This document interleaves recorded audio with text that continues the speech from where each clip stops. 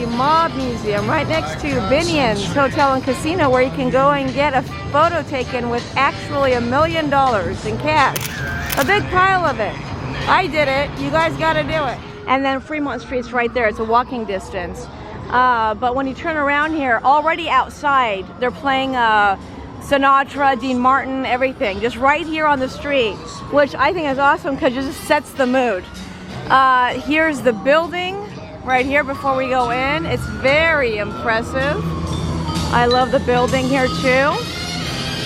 And it's really loud, so hopefully you guys can hear me, but here's the plaque that they have here, 1933. So we're gonna go on and head on in and get my ticket and give you guys a cool tour.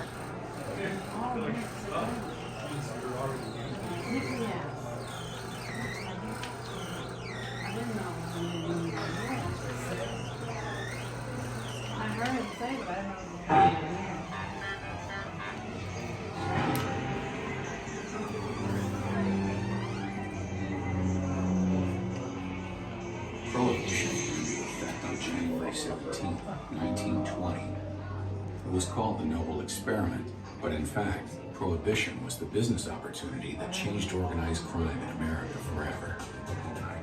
Moran's men were baited to a warehouse in Lincoln Park with a hijacked truckload of whiskey. When they arrived, they were met by a group of men dressed as police officers. Thinking they were about to be arrested, 7 men did not protest. Then 2 or 3 men in plainclothes walked in.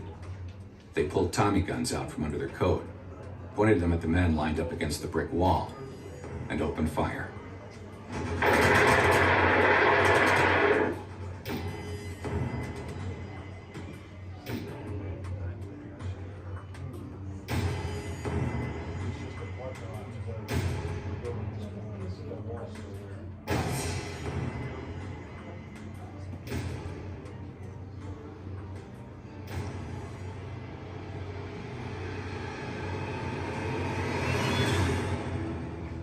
The St. Valentine's Day Massacre outraged the public, and the federal government increased its scrutiny of organized crime in Chicago. Yet the legend of the St. Valentine's Day Massacre was just beginning.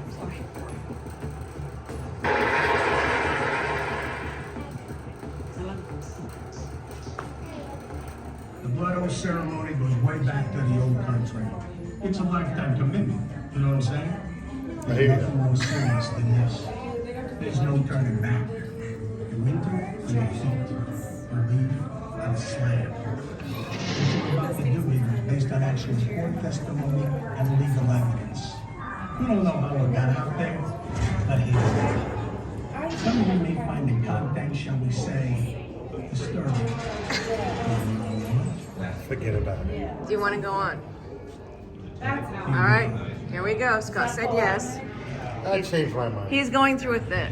Behind me, you have the boss, the younger boss, the conciliator, and captain. You know these men. You've seen them around. And if you think about it, you know who they are and what they're about. You must always pay them respect. Gentlemen, any of you got a problem with this one? Anything we need to clean up? We're here to bring new members into our family and start a new They like beginning you. for you. This thing of ours, La Cosa Nostra, this thing that you belong to, it's a good thing. It's the greatest brotherhood in the world. Loyalty until death.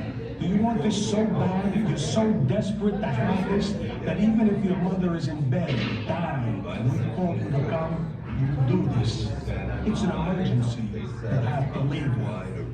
Can you do this? Oh, he said yes. I'm telling your mommy. What if I was to tell you someone in your family or someone close to you was an informant, a rat? Oh, take her out. Testify against one of us. If I told you must kill She'll be me, sleeping with the fishes.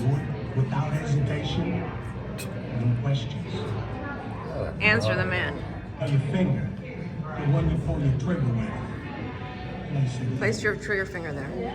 All right, here we go. I might just his Just pee-pee. no, just put your teeth. Oh, bleeding. Take this holy card. Take the holy Do card. not let Take go. it. There you go. Take it. There you go. You're taking it. Okay. If I had like this. Now, speak these words after I say them. You have to say it. I want to enter into this organization. I want to enter into this organization to protect my family and protect my friends. Should I betray this oath? Should I betray this oath? May I burn like this guard? You must always remember certain things.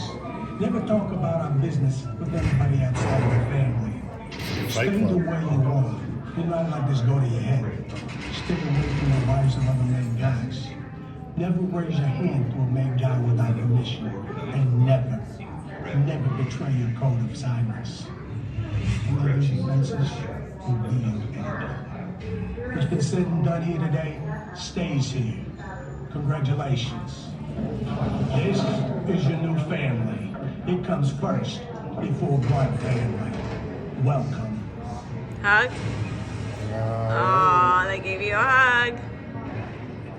Do I get like a Congratulations. Do I get That's like a it. tattoo? Or? Yeah, no, they don't do tattoos in those days. You're good. You're in now, okay?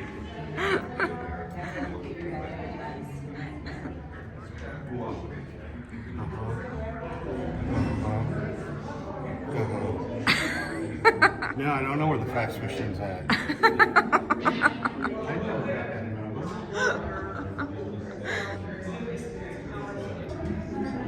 Meyer Lansky is the one that said we're bigger than U.S. Steel. Bachelor party, 1940. Wow, that's a big bachelor party.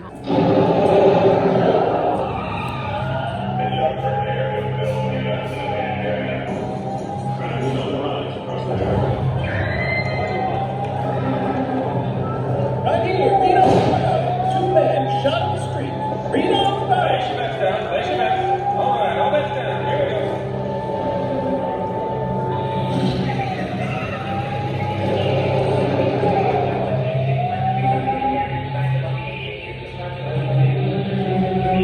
The mafia. FBI Director J. Edgar Hoover downplayed its very existence. Yet by 1950, organized crime was raking in over $15 billion a year, much of it from illegal gambling. For the average American, organized crime was in its own world, very far from Main Street, USA. But then...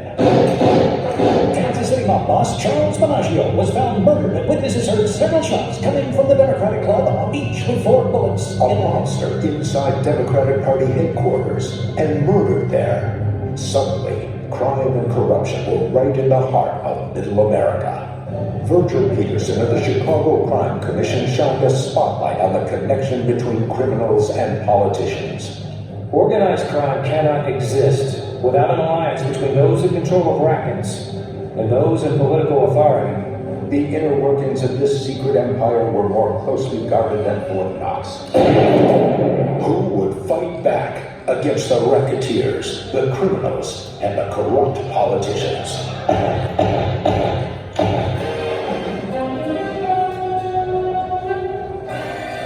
In May of 1950, a special Senate committee was formed to expose and destroy organized crime in America, led by a fiercely ambitious senator from Tennessee, Estes Kefauver. Our aim is to prove that organized crime operates on a syndicated basis across state lines in the United States, and that it is a much bigger and more sinister operation than we had ever suspected. The Kefauver Committee would crisscross the country, stopping in courtrooms and hearing rooms in 14 cities, including this very room in Las Vegas. They would hear testimony from over 800 witnesses, suspected murderers, disgraced politicians, alleged mafia leaders. Is the truth and the whole truth. Once the subpoenas started flying, many mobsters went into hiding to avoid testifying. Some developed sudden and mysterious illnesses the press called Kefauver-itis. Senator, I had 3 major coronary thromboses and I've had diarrhea for 6 weeks. Some got worse. Samuel Rummel, the lawyer for Mickey Cohen, was to go before the Senate committee in Los Angeles. But the day before testifying, he found himself on the wrong side of the gun. The lawyer for alleged crime boss Mickey Cohen was shot. Roman was murdered so he couldn't testify. It was a stark warning to others about talking to the committee. Under oath, many witnesses had sudden bouts of forgetfulness. I don't recall. I wouldn't remember. I can't recall. I don't remember. I have no recollection. I don't recall such a conversation. Others pledged to tell the truth, but hid behind the Fifth Amendment. I refuse to answer on the grounds of the name. The detective might not decline to answer on the grounds it might incriminate. One man who didn't hide behind the Fifth was Mo Dalitz. The former bootlegger wasn't afraid to taunt senators who enjoyed their booze from time to time. Now, to get your investments started off, you got yourself a pretty good little nest egg out of rum running, didn't you? If you people wouldn't have drunk it, I wouldn't have bootlegged. Order. Dalitz may have scored a point that day, but the committee continued their unwavering pursuit of corruption by going after wives and girlfriends. High on the list was Virginia Hill, known for dating racketeers like Bugsy Siegel. Organized crime leader Bugsy Siegel was shot in the Beverly Hills home of his mistress, Virginia Hill. Do you think you would like to tell the committee the story of your life as it involves your financial affairs? Well, I worked for a while, and then the men I was around gave me things. When I was with Ben, he bought me everything. By Ben, you mean Ben Siegel. Yes. He gave me some money, too. Here in Las Vegas, betting was legal, but the committee was intent on finding out who really ran the casinos. Wilbur Clark, builder of the Desert Inn, sat in this very room across from Senator Kefauver and his committee to testify about some of his more questionable business partners. Before you got in bed with crooks to finish the proposition, didn't you look into these birds at all? Not too much. No, You didn't care where the money came from or how dirty and rotten. You just wanted to finish the building. Well, I wanted the building finished. I didn't hear anything bad about those fellas. Apparently, Wilbur Clark was the only person in Las Vegas who hadn't heard anything bad about his partners Mo Dalitz and the Cleveland Syndicate. Prior to 1950, most Senate hearings were held far from the public eye, but the Kefauver hearings were broadcast on television in 7 cities, live. What's that? Have you been hiding? I refuse to answer. Business? I have no business. Uninjured. I offered him some evidence of that support on the occasion in the form of $10,000. The cameras were rolling when the Kefauver Committee pulled into New York City in March 1951. By now, America was disgusted by the amount of corruption they had seen. Cops, judges, politicians, paid by organized crime to turn a blind eye to illegal activity. The long witness list included underworld celebrities like Joey A. Adonis, Albert Anastasia, known as the Lord High Executioner, and the so-called Prime Minister of the underworld, Mafia Kingpin Frank Costello.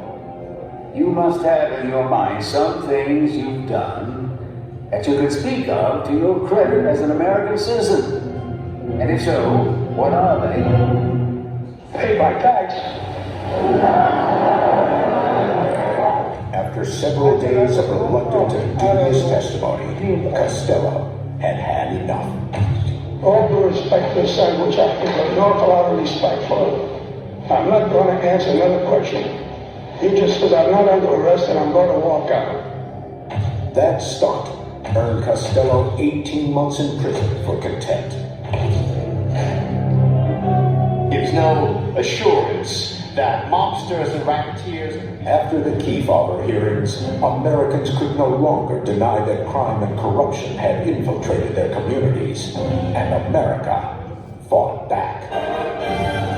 With crackdowns against crime and criminals in cities and towns across the country.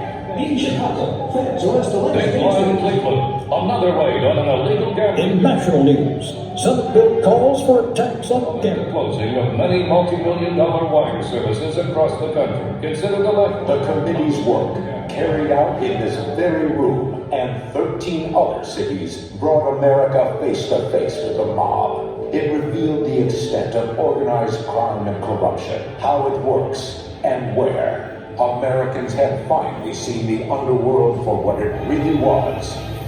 Criminals, hoods, and thugs.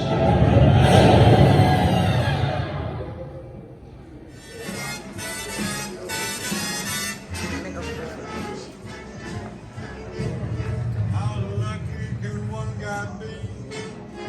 I kissed her and she kissed me. You got one little Gannon.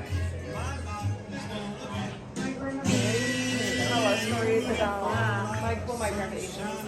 He was great for It's just like literally did that.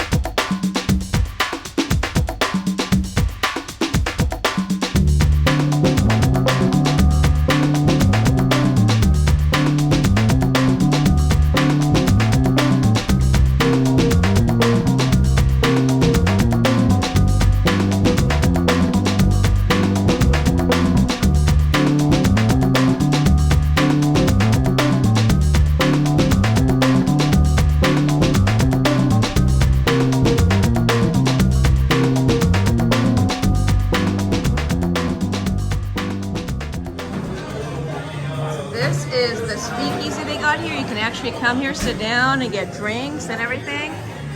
This is fairly new. It's really cool. I love it. Tables, you can sit at the bar. You gotta be careful, they might get raided. But unfortunately, Nicholas had to stay out because 21 and over only. I love it. I love the music. I love the atmosphere.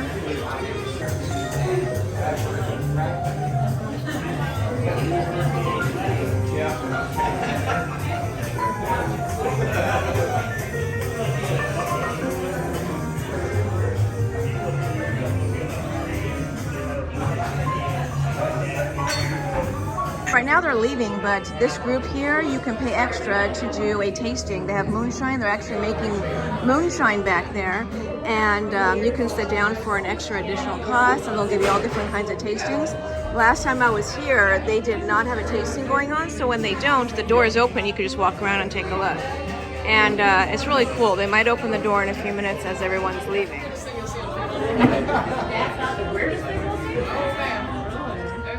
Weird shit out there. What time's the weird shit start? I mean, obviously, like, really fun. When is the witching hour? I just finished my awesome tour at the Mob Museum. I come to the Mob Museum every time I visit Vegas. If you are interested in the history of Vegas, if you love history, you have to come to the Mob Museum because the mob and the mafia, they're the ones that created Vegas. So this is a place to come, and if you're interested in the mob, the mafia, the history of the mafia in general all over the country, then this is also the place you should come. I personally, The Godfather is one of my favorite movies, my family's favorite movies. I've always been fascinated by the history of the mafia, and I love history in general. Any city we go to, everywhere we go, I always love to take history tours. So this is the place to come. This is kind of like going to France and not visiting the Eiffel Tower. You come to Vegas, you visit the Mob Museum. It is awesome. You can hang out here for like maybe an hour up to like many hours. It's up to you because there's multiple experiences to have. And you know, each time you come here, you can do one of the experiences. I spent about an hour in there right now, including like going through the gift shop. There's a bar inside. There's all kinds of cool stuff. This is a great place. You could bring the kids too. I mean, you know, older kids who want to learn history. Some parts of it are a little gruesome where they show the actual photos of the mob hits. So you have to kind of discern that yourself. But it's a great place for anyone that loves history. Don't forget to subscribe and have a magical day.